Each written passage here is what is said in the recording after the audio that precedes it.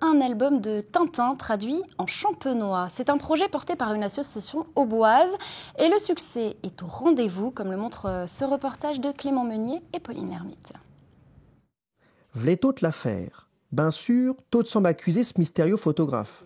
Tintin en langue champenoise.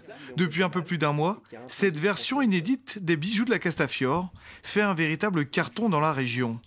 Quand vous lirez Tintin en champenois, vous découvrirez un univers qui n'est pas du tout un français argotique. C'est une langue à part entière. Mais heureusement, pour ceux qui ne connaissent pas le champenois, il y a un glossaire à la fin, effectivement, où tous les mots qu'on ne connaît pas sont bien répertoriés.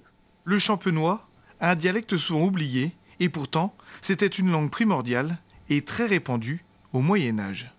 La langue champenoise, c'était la langue internationale au Moyen-Âge, c'était la langue des commerçants à l'époque des foires de Champagne, et c'était d'ailleurs la langue des premiers récits de Marco Polo. Et puis la langue, petit à petit, est partie en désuétude au profit du français, et donc forcément, on ne parle plus beaucoup le champenois, même si, sans s'en rendre compte, il y a énormément de mots et d'expressions de notre quotidien qui sont des mots de champenois. Alors nous, dans le sud de la Champagne, on parle souvent du tantôt, c'est l'après-midi, on parle de la chanlade, qui est la gouttière, on parle du marcou, qui est le chat. Une BD disponible dans 44 points de vente de la région, comme ici à la Maison de la Presse de Bar-sur-Aube, où la BD est très appréciée. Ça fait un nouveau Tintin et puis surtout, c'est régional, hein. C'est l'identité de la région. C'est une bonne idée et puis que ça peut attirer quand même des gens qui veulent faire revivre, je vous dis, la culture, quoi. Et puis la langue qui était écrite et parlée il y a plusieurs années, bien sûr, et qui a plutôt disparu. Alors qu'il y a des départements ou des régions où on parle encore la langue du coin et nous, malheureusement, non. Donc c'est bien de la faire revivre. Édité à 3000 exemplaires, l'album est déjà presque épuisé.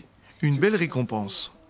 C'est un engouement régional, c'est un engouement commercial, c'est un engouement culturel et c'est un engouement qui démontre que nous, les Champenois, nous sommes, comme les Bretons, comme les Alsaciens et comme d'autres régions de France, fiers de nos racines, fiers de notre région, fiers de notre langue.